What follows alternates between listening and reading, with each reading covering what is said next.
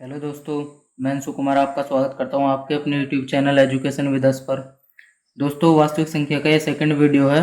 इसमें हम एक्सरसाइज 1.1 के क्वेश्चन को सॉल्व करेंगे। इससे पहले वीडियो में हमने समझा कि संख्या पत्ती क्या होती है, यूक्लिड विभाजन प्रमेयिका क्या होती है और यूक्लिड विभाजन एल्गोरिथम क्या होती है। तो यदि आपको इनको समझना है तो वीडियो देख सकते हैं। तो आइए दोस्तों, शुरुआत करते हैं अपने एक्सरसाइज 1.1 की क्वेश्चन नंबर 1 से।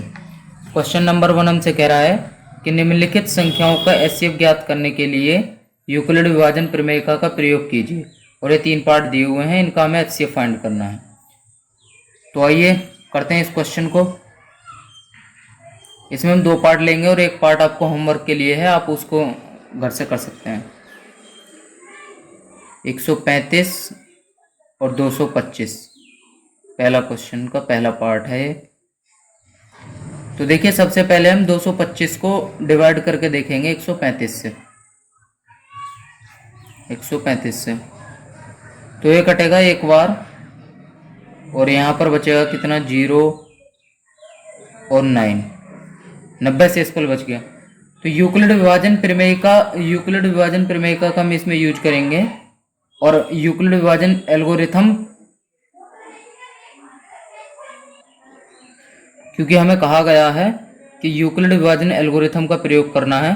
तो यूक्लिड विभाजन एल्गोरिथम जो है वो कहती है कि पहले बड़े नंबर को छोटे नंबर से डिवाइड करके देखो, और यदि शेषफल 0 आ जाए तो हम कहेंगे कि पहली संख्या और दूसरी संख्या का जो एचसीएफ है वो पहली संख्या है, जिससे डिवाइड करने पर शेषफल 0 बच गया।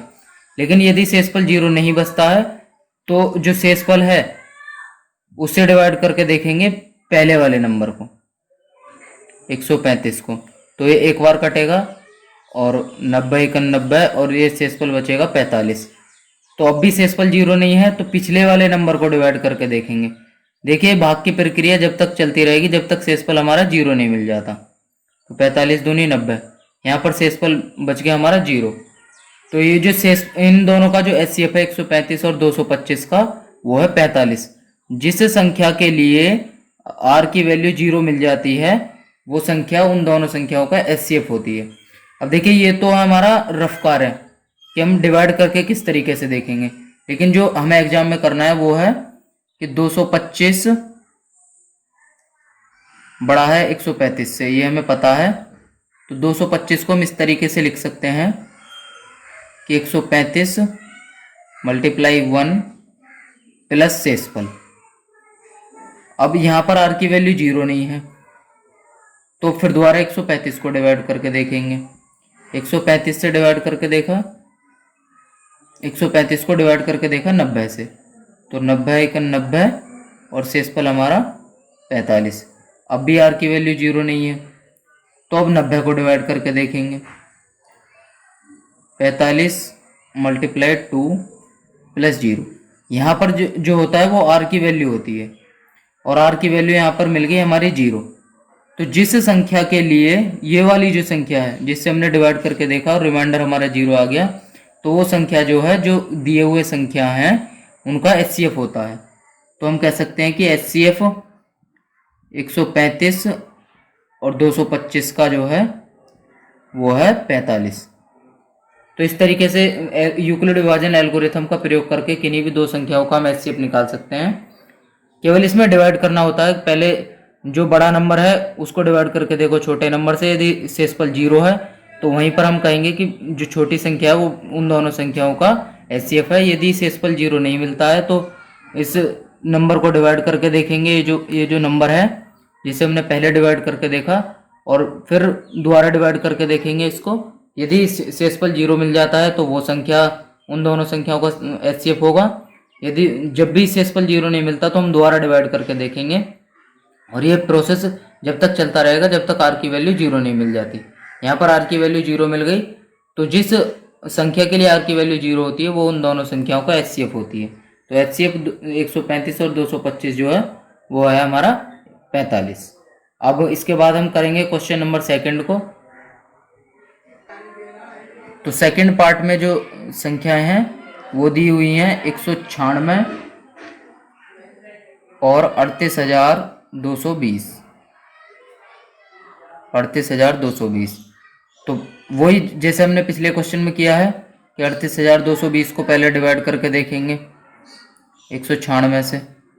आप इसको डिवाइड करके जब देखेंगे तो 195 बार जो है पूरा पूरा कट जाएगा 38,220। ये हो गया हमारा कितना।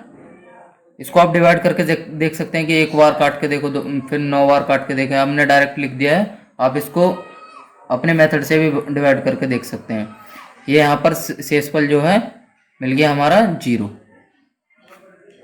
तो हमने कहा था कि जिस संख्या के लिए r की वैल्यू 0 आ जाएगी वो संख्या उन दोनों संख्याओं का HCF होगा। तो यहाँ पर 196 से जब हमने डिवाइड करके देखा 38,220 को, तो r की वैल्यू 0 मिल गई, यानी शेषफल 0 मिल गया। तो हम कह सकते हैं कि 196 जो है 196 और 38,220 इन दोनों संख्याओं का HCF है। अब इसको हम जो एग्जाम में लिखेंगे वो इस तरीके से लिखेंगे कि 38,220 बड़ा है 196 से, और यूक्लिड विभाजन प्रमेयिका का प्रयोग करने पर यूक्लिड विभाजन प्रमेयिका से इस तरीके से भी लिख सकते हैं। जो हमने पिछला क्वेश्चन लिखा है वहाँ पर भी आप लिख सकते हैं इस लाइन को कि यूक्लिड विभाजन प्रमेयिका से 38,220 बराबर 196 मल्टीप्लाई 195 प्लस 0। यहाँ पर शेषफल जो है पहली बार में 0 आ गया, तो हम कह सकते हैं कि HCF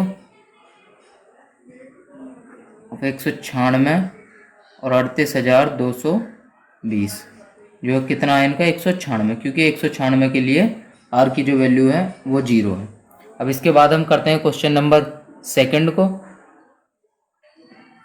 तो आइए क्वेश्चन नंबर सेकंड को रीड कर लेते हैं। क्वेश्चन नंबर सेकंड हमसे कह रहा है कि दर्शाइए कि कोई भी धनात्मक विषम पूर्णांक 6q+1 या 6q+3 या 6q+5 के रूप का होता है, जहाँ q कोई पूर्णांक है। और पूर्णांक को हम समझ चुके हैं कि जितनी भी माइनस की, प्लस की और 0 भी, वो सभी संख्याएं जो है वो पूर्णांक हैं। तो हमें दर्शाना है कि वे जो पूर्णांक है सारे, यदि उनमें हम विषम पूर्णांक की बात करें तो या तो वो 6q+1 के रूप का होगा, या 6q+3 के रूप का होगा, या 6q+5 के रूप का होगा। तो इस तरीके को क्वेश्चन को सॉल्व करने के लिए हम यूक्लिड विभाजन प्रमेयिका का प्रयोग करते हैं। तो आइए करते हैं इस क्वेश्चन को। यूक्लिड विभाजन प्रमेयिका वहां पर लगती है जहां कोई दो धनात्मक पूर्णांक होते हैं। तो यहां पर हम दो धनात्मक पूर्णांक मानेंगे a और b। तो आइए हम मानने की स्टार्ट करते हैं। माना दो धनात्मक पूर्णांक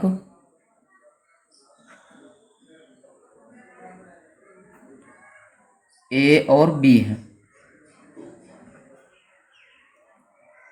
a और b है। और यहाँ पर a तो हमारा अननोन होगा, a की वैल्यू तो कुछ होगी नहीं, लेकिन b की वैल्यू जो हमें प्रूफ करवा रहा है उसको देख के मानेंगे। यदि b की वैल्यू यहाँ पर 7q+1 होता तो हम b की वैल्यू 7q मान लेते। यदि यहाँ पर 8q होता तो हम 8 मान लेते। तो यहाँ पर 6 है तो b की वैल्यू हमारी हो गई 6। तो यूक्लिड विभाजन प्रमेयिका का हम प्रयोग करते हैं।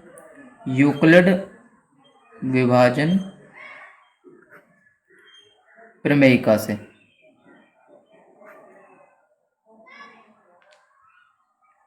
a बराबर 6q+r, यही तो होती है यूक्लिड विभाजन प्रमेयिका कि यदि दो संख्याएं a और b हैं तो a बराबर bq+r होगा, और b की वैल्यू यहाँ पर 6 है तो हमने वैल्यू रख दी b की। और यहाँ पर जो r की वैल्यू होगी वो 0 से बड़ी होगी और यह 0 के बराबर होगी, और हमेशा इस वाली संख्या से छोटी होगी। तो ये होगी r की वैल्यू हमारी कहाँ तक जाएगी, 0 से लेकर 5 तक जाएगी, क्योंकि 6 से तो छोटी रखनी है। तो a की जो वैल्यू है वो r की वैल्यू पर डिपेंड करेगी। यदि r की वैल्यू 0 है तो एक a की वैल्यू आएगी, और ऐसे ही जब 5 तक रखेंगे तो r की वैल्यू के लिए a की वैल्यू अलग अलग होगी। तो इनको हम लिख लेते हैं कि कौन कौन सी वैल्यू होंगी a की। तो a के संभावित मान जो होंगे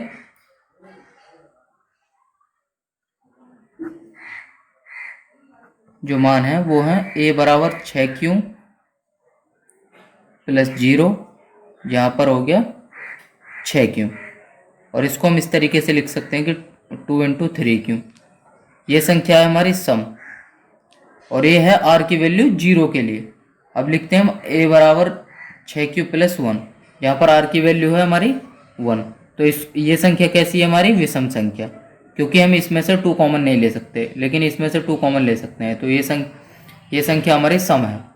सम संख्या की डेफिनेशन होती है कि वे संख्याएं जिन्हें हम 2 से डिवाइड करके देखें और पूर्णतः कट जाएं तो वो संख्याएं सम संख्याएं होती हैं, यदि 2 से ना कटें तो वो विषम संख्याएं होती हैं। तो एक अब होगी हमारी वैल्यू a बराबर 6q प्लस 2। यहाँ से हम 2 कॉमन ले सकते हैं कि 3q प्लस 1। तो ये संख्या हमारी कैसी है? सम। और एक होगी a बराबर 6q प्लस 3। तो ये हमारी संख्या है विषम, क्योंकि हमें इसमें से 2 कॉमन नहीं ले सकते। एक होगी a बराबर 6q प्लस 4, यहाँ पर हम 2 कॉमन ले सकते हैं, a बराबर 3q प्लस 2। तो ये संख्या कैसी है हमारी? सम। देखिए आप यहाँ पर लिख सकते हैं कि r की वैल्यू 0 के लिए है, या r की वैल्यू 1 के लिए, या r की वैल्यू 2 के लिए, 3 के लिए, 4 के लिए, और इस तरीके से a बराबर 6q प्लस 5। ये भी संख्या कैसी है? विषम। देखिए a को हम एक धनात्मक पूर्णांक मान के चले थे, लेकिन a की वैल्यू के r की वैल्यू के लिए a की जो वैल्यू आई हमारी पास में आई, सम संख्या भी आई और विषम संख्या भी आई। लेकिन जो विषम संख्या है उनका एक खास रूप है कि वो या तो 6q प्लस 1 के रूप की हैं, और ये 6q प्लस 3 की, और 6q प्लस 5 की। तो हम कह सकते हैं अतः कोई भी धनात्मक विषम पूर्णांक, कोई भी धनात्मक विषम पूर्णांक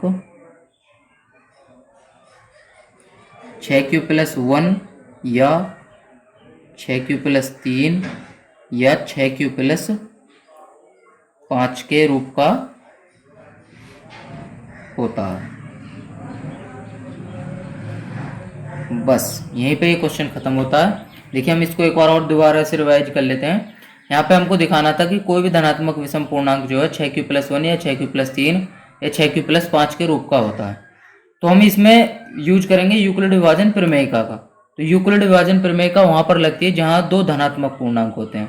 तो 2 धनात्मक पूर्णांक मान लेते हैं हम a और b। तो b की वैल्यू जो हम इसको देख के मानेंगे जो हमें प्रूफ में दिया हुआ है।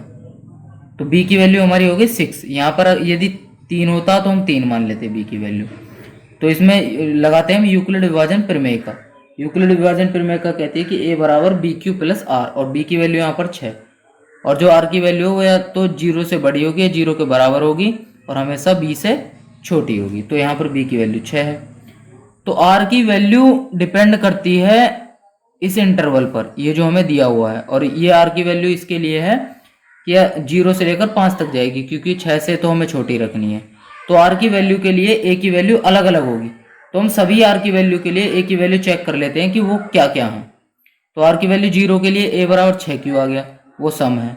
ऐसे ही जब हमने रख के देखा तो कुछ हमें सम मिले, कुछ विषम मिले। तो जो विषम है उन्हों को हम देख लेते हैं कि वो किस रूप के हैं। वो है हमारे 6q प्लस 1, 6q प्लस 3 और 6q प्लस 5 के। लेकिन a को हम मान के चले थे धनात्मक पूर्णांक, और धनात्मक पूर्णांक में कुछ विषम आए और कुछ सम आए। तो हम कह सकते हैं कि जो विषम है वो 6q प्लस 1, 6q प्लस 3 और 6q प्लस 5 के रूप के होंगे, और जो सम है वो 6q, 6q प्लस 2 और 6q प्लस 4 के रूप के होंगे। लेकिन हमें प्रूफ करवाया है 6q प्लस 1 या 6q प्लस 3 और 6q प्लस 5 के रूप का होता है। और विषम पूर्णांक की बात हुई है। यदि विषम पूर्णांक किसी और रूप के आ जाते तो हमारा क्वेश्चन गलत है, लेकिन हम मान के चले थे a को कोई धनात्मक पूर्णांक और विषम पूर्णांक जो है वो इस रूप का है। तो हम कह सकते हैं कि कोई भी धनात्मक पूर्णांक जो है 6q प्लस 1, 6q प्लस 3 और 6q प्लस 5 के रूप का होता है। अब इसके बाद में करते हैं क्वेश्चन नंबर 3 को। तो आइए क्वेश्चन नंबर 3 को रीड कर लेते हैं। क्वेश्चन नंबर 3 जो कह रहा है कि किसी परेड में 616 सदस्यों वाली एक सेना आर्मी की टुकड़ी है जिसको 32 सदस्यों वाले एक आर्मी बैंड के पीछे मार्च करना है। उन दोनों समूहों की समान संख्या वाले स्तंभों में मार्च करना है। उन स्तंभों की अधिकतम संख्या क्या है जिसमें वे मार्च कर सकते हैं। ये क्वेश्चन हमसे कह रहा है कि एक तो 616 आर्मी की टुकड़ी है और एक 32 बैंड वाले आर्मी की टुकड़ी है। तो जो बैंड वाले हैं वो आपने 15 अगस्त या 26 जनवरी पे देखे होंगे कि आगे ऐसे इस तरीके से बैंड वाले होते हैं और उनके पीछे कुछ आर्मी वाले ही होते हैं वो भी, लेकिन उनके पास बैंड नहीं होता। तो ये कह रहा है कि इनके पीछे हमें ये जो 616 सदस्य हैं इनको मार्च करवाना है, लेकिन वहां पर एक कंडीशन है कि समूह स्तंभ में जो है ये ऐसे स्तंभ होते हैं, समूह की जो संख्या है वो समान होनी चाहिए। यानी जितने समूह इधर हैं 1 2 3 4 5, मान लीजिए वो 5 है तो 5 यदि ये हैं बैंड वाले तो 5 ही ये होने चाहिए। तो कितने स्तंभ बनाने पड़ेंगे ऐसे, ये हमको बताना है। तो इसका हम सॉल्यूशन कर लेते हैं। इसमें पहले लिख लेते हैं जो हमें गिवन है। एक आर्मी टुकड़ी है, एक आर्मी टुकड़ी में सदस्यों की संख्या बराबर 616 और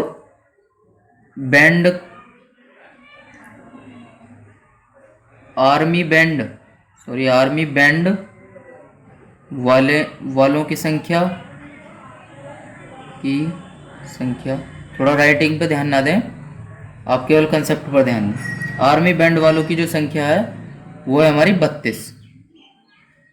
तो जब भी अधिकतम की बात होगी, जब भी किन्हीं दो संख्याओं को देकर अधिकतम की बात पूछेगा तो वहां पर जो हम निकालेंगे वो हमेशा एचसीएफ निकालेंगे। तो अधिकतम स्तंभों की संख्या, अधिकतम स्तंभों की जो संख्या है वो निकलेगी एचसीएफ और 32 और 616। देखिए दो संख्याओं का एचसीएफ निकालना हम सीख चुके हैं, तो आपको हम फिर दोबारा से इस एचसीएफ को निकाल के नहीं बताएंगे। आप उसी तरीके से यूक्लिड विभाजन प्रमेयिका का प्रयोग करके इनका एचसीएफ निकाल सकते हैं और इस क्वेश्चन का आंसर मालूम कर सकते हैं। ठीक है, तो यहीं पर इस क्वेश्चन को फिनिश करते हैं। जो भी एचसीएफ होगा वो अधिकतम स्तंभों की संख्या होगी। इसके बाद हम करते हैं क्वेश्चन नंबर 4 को। तो आइए रीड करते हैं क्वेश्चन नंबर 4 को। क्वेश्चन नंबर 4 हमसे कह रहा है कि यूक्लिड विभाजन प्रमेयिका का प्रयोग करके दर्शाइए कि किसी भी धनात्मक पूर्णांक का वर्ग किसी पूर्णांक m के लिए 3m या 3m+1 के रूप का होता है। तो देखिए हमें यूक्लिड विभाजन प्रमेयिका का प्रयोग करना है। जब भी प्रूफ वाले क्वेश्चन हो तो आप पहले क्वेश्चन को बिल्कुल बारीकी से रीड करें और तो क्वेश्चन में हमसे कहा गया है कि यूक्लिड विभाजन प्रमेयिका का प्रयोग करना है। आपको पता है कि यूक्लिड विभाजन प्रमेयिका किन्हीं दो धनात्मक पूर्णांक के लिए लगती है, तो यहाँ पर हमें दो धनात्मक पूर्णांक अवश्य मानने पड़ेंगे। तो आइए क्वेश्चन के सॉल्यूशन करते हैं। यूक्लिड विभाजन प्रमेयिका का प्रयोग करना है तो यहाँ पर हमें दो धनात्मक पूर्णांक मानने पड़ेंगे। तो मान लेते हैं हम कि माना दो धनात्मक पूर्णांक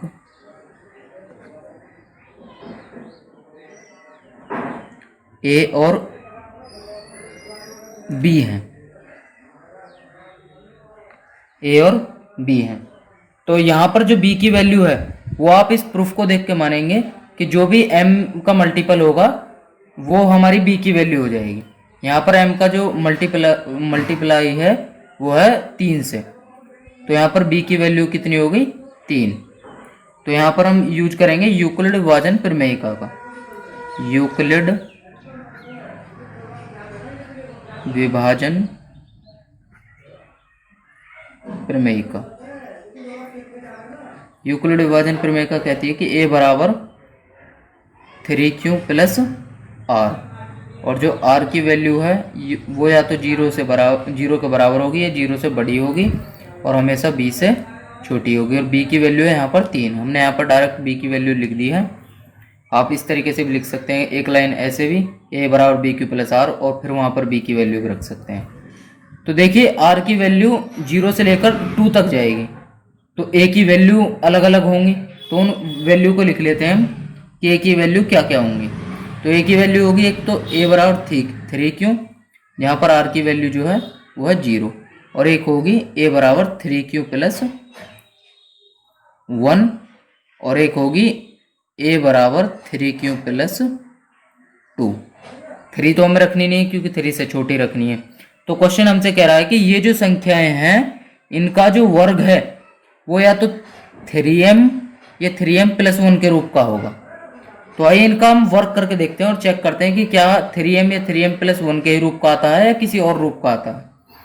तो a बराबर है पहला हमारा 3q, तो इसका हम वर्क करके देखते हैं। a स्क्वायर बराबर 3q स्क्वायर, 3q का होल स्क्वायर, ये हमारा हो गया 9q स्क्वायर। हमें 3m के रूप का बनाना है, तो 3 तो बाहर रखो और बाकी जो बचा हुआ है उसको अलग रखो, ये हो गया इतना।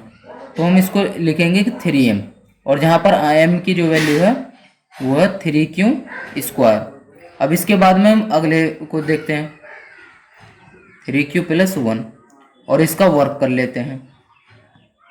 इसका जो वर्ग आएगा वो 9q square plus 1 plus 2 3 6q, a plus B का होल स्क्वायर जो है a square plus B square plus 2ab, तो 6q। यहाँ पर देखिए 3m प्लस 1 रखना है तो 1 को हम अलग रखेंगे और बाकी को एक साथ रखेंगे। 9q square plus 6q plus 1। यहाँ से हम क्योंकि हमें 3m बनाना है तो 3 के अलावा जो भी कुछ है वो हम m में ले जाएंगे और यहाँ पर कॉमन लेंगे जब हम, तो 3q square plus 2q plus 1 और इसको हम लिख सकते हैं कि 3m प्लस 1 और जहाँ पर m की जो वैल्यू है वो है 3q स्क्वायर प्लस 2q। अब अगला जो वैल्यू है हमारे पास में वो है 3q प्लस 2, a बराबर 3q प्लस 2। तो हम इसका वर्क करके देखेंगे कि क्या वो 3m प्लस 1 के रूप का आएगा या 3m के रूप का आएगा। देखिए इसका जब हमने वर्क करके देखा तो वो आ गया 3m के रूप का, इसका वर्क करके देखा तो वो आ गया 3m प्लस 1 के रूप का। तो यहाँ तक तो बात ठीक है, लेकिन यदि इसका स्क्वायर अलग आ गया तो हम कहेंगे कि ये चीज़ गलत है। यदि इसका भी स्क्वायर या तो 3m के रूप का आना चाहिए, 3m प्लस 1 के रूप का आना चाहिए। तो इसका हम होल स्क्वायर जब खोलेंगे तो 9q स्क्वायर प्लस 4 प्लस 2 3 6 दूनी 12q, 12q आ गया यहाँ की वैल्यू। देखिए हमें 3m प्लस 1 बनाना है तो किसी भी तरीके से यहाँ से हम 3m तो बना नहीं सकते, लेकिन 3m प्लस 1 बना सकते हैं। कैसे कि यहाँ प्लस 3 प्लस 12q प्लस 1, तो यहाँ से हम 3 कॉमन ले सकते हैं पूरे में से। 3 into 3q square plus 4q plus 1 plus 1, यहाँ पर हो गई हमारी 3m प्लस 1 और m की जो वैल्यू है वो है 3q square plus 4q plus 1। तो यहाँ पर इसका भी स्क्वायर 3m प्लस 1 के रूप का आ गया। देखिए हमने ये जो दी हुई संख्या है a बराबर 3q प्लस r, यहाँ पर r की वैल्यू रखी पहले और चेक करके देखा कि जो संख्याएं हमें मिल रही हैं उनका स्क्वायर वाकई 3m या 3m प्लस 1 के रूप का है या नहीं है। तो यहाँ पर देखिए पहले में आ गया हमारा 3m, दूसरे में आ गया हमारा 3m प्लस 1 और तीसरे का जब हमने स्क्वायर करके देखा तो वो भी 3m प्लस 1 के रूप का आ गया। तो हम कह सकते हैं, यहाँ पर लिखेंगे अतः ये जो लाइन है इसी को लिख देते हैं कि किसी धनात्मक पूर्णांक, अतः किसी, क्योंकि यही तो हमें प्रूफ करना है, अतः किसी धनात्मक पूर्णांक m के लिए, किसी धनात्मक पूर्णांक m के लिए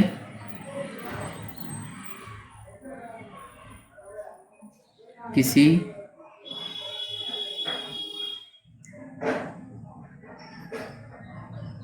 धनात्मक पूर्णांक का वर्ग 3m या 3m प्लस 1 के रूप का होता है। तो यहीं पर यह क्वेश्चन समाप्त होता है। तो एक बार हम क्वेश्चन को फिर दोबारा से रिवाइज कर लेते हैं।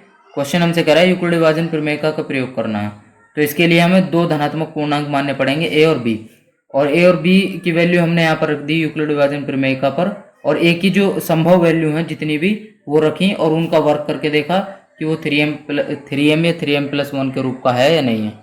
तो वो निकल के आ गया हमारा कि 3m या 3m+1 के ही रूप का है। अतः किसी भी धनात्मक पूर्णांक m के लिए किसी धनात्मक पूर्णांक का जो वर्ग है वो या तो 3m या 3m+1 के रूप का होता है। इसके बाद में हम करते हैं क्वेश्चन नंबर 5 को। तो आइए समझ लेते हैं हम क्वेश्चन नंबर 5 को। क्वेश्चन नंबर 5 में हमें ज़्यादा कुछ चेंज नहीं करना है, इसी वजह से हमने थोड़ा सा पहले लिख लिया है। क्वेश्चन नंबर 5 कह रहा है यूक्लिड विभाजन प्रमेय का प्रयोग करके दर्शाइए कि किसी धनात्मक पूर्णांक का घन 9m या 9m+1 या 9m+8 के रूप का होता है। देखिए इसमें भी यूक्लिड विभाजन प्रमेय का लगानी है और पिछले वाले में भी यूक्लिड विभाजन प्रमेय का लगानी थी। अंतर केवल इतना है कि वहां पर हमें वर्क करना था, यहाँ पर हमें घन करना है यानी क्यूब करनी है। तो इसके हम क्यूब करके देखेंगे और चेक करेंगे कि वो 9m या 9m+1 या 9m+8 के रूप का होता है या नहीं होता है। अब यहाँ पर एक क्वेश्चन उठना चाहिए कि b की वैल्यू हमने 9 क्यों नहीं रखी। देखिए आप b की वैल्यू 9 भी रख सकते हैं, या तो वो संख्या रखेंगे जो इसका मल्टीपल है, या ऐसी कोई संख्या रखेंगे जिससे डिवाइड हो जाती है ये वाली संख्या। तो 3 से डिवाइड हो जाती है 9, तो हम b की वैल्यू 3 रखेंगे यहाँ पर, और इसकी क्यूब करके देखेंगे कि वो 9m या 9m+1 या 9m+8 के रूप का है या नहीं। तो इसकी क्यूब करके देखते हैं। a की क्यूब बराबर 3 क्यू की क्यूब, ये हो गया हमारा 27 क्यू की क्यूब। क्योंकि हमें ये बनाना है 9m के रूप का बनाना है, तो 9 बाहर रखो और बाकी की चीज़ जो है उसको अंदर। तो इसको हम लिखेंगे 9m, और जहाँ पर m की जो वैल्यू है वो हो गई 3 क्यू की क्यूब। अब अगले नंबर की क्यूब चेक करते हैं। a की क्यूब बराबर 3 क्यू प्लस 1 की होल क्यूब, तो ये हो गया 27 क्यू की क्यूब, 1 की क्यूब 1 होती है, प्लस 3ab यानी 3 क्यू इंटू 1 और 3 Q plus 1 a plus b। इसको हम पूरी तरीके से सॉल्व करेंगे। 27 क्यू की क्यूब, सॉरी यहाँ पर क्यूब है, cube plus 3 3 9 Q square plus 3 Q. यहाँ पर हम 1 को अलग रखेंगे क्योंकि 9m+1 भी है हमारे पास में, तो 1 को हम अलग रखेंगे और यहाँ पर 9 पूरे में से कॉमन लेंगे। 3 क्यू की cube plus Q square 3 3, sorry यहाँ पर हो जाएगा हमारा, सॉरी हमारे यहाँ पर थोड़ी सी मिस्टेक हो गई है, ये होगा हमारा 9 Q, 9 3 27 Q square, 27 Q square, और ये होगा हमारा 9 क्यू। तो यहाँ पर बचेगा 3 क्यू स्क्वायर और यहाँ पर क्यू प्लस 1। यहाँ पर ये बन गई वैल्यू 9m+1 की, और m की जो वैल्यू है ये जो है ये m की वैल्यू है सारी। अब इसके बाद हम करते हैं इस वाली वैल्यू को चेक कि इसका क्यूब कितना आता है। a की क्यूब बराबर 3 क्यू प्लस 2 की क्यूब, यह आएगा 27 क्यू की क्यूब प्लस 2 दूनी 4 दूनी 8, 2 की क्यूब 8 होती है, प्लस 3 ये भी होता है, 3 3 9 दूनी 18, 18 क्यू इंटू 3 क्यू प्लस 1। अब देखिए 27 क्यू की क्यूब, 8 हमको अलग रखना है तो यहाँ पर 8 को हम अलग रखेंगे, 18 इतनी 54 Q square plus 18 Q plus 8। यहाँ पर ये वैल्यू होगी 9m+8 के रूप की। देखिए इसी तरीके से हम जैसे पिछले क्वेश्चन में लिखा था कि अतः किसी भी धनात्मक पूर्णांक का वर्ग, ऐसे यहाँ पर लिखेंगे अतः किसी धनात्मक पूर्णांक का घन 9m+ या 9m+8 के 9m+1 या 9m+8 के रूप का होता है। आप यहाँ पर ये लाइन लिख सकते हैं, यहाँ पर हमारा स्पेस नहीं है तो हम नहीं लिख सकते, आप लिख सकते हैं इस चीज़ को। तो हमने इसका क्यूब करके देखा और वो निकल गया है कि या तो क्यूब 9m के रूप का होगा या 9m+1 के रूप का होगा। या 9m+8 के रूप का होगा। तो यहीं पर इस एक्सरसाइज को समाप्त करते हैं। ये क्वेश्चन नंबर लास्ट था हमारा 5। तो इसके बाद में आने वाली वीडियोस में हम और एक्सरसाइज को लेंगे और उसके बेसिक कंसेप्ट को सीखेंगे। तो दोस्तों कैसा लगा आपको ये वीडियो हमें कमेंट करके ज़रूर बताएं। यदि वीडियो आपको अच्छी लगी तो वीडियो को लाइक करें, शेयर करें और चैनल को सब्सक्राइब करें। जय हिंद साथियों।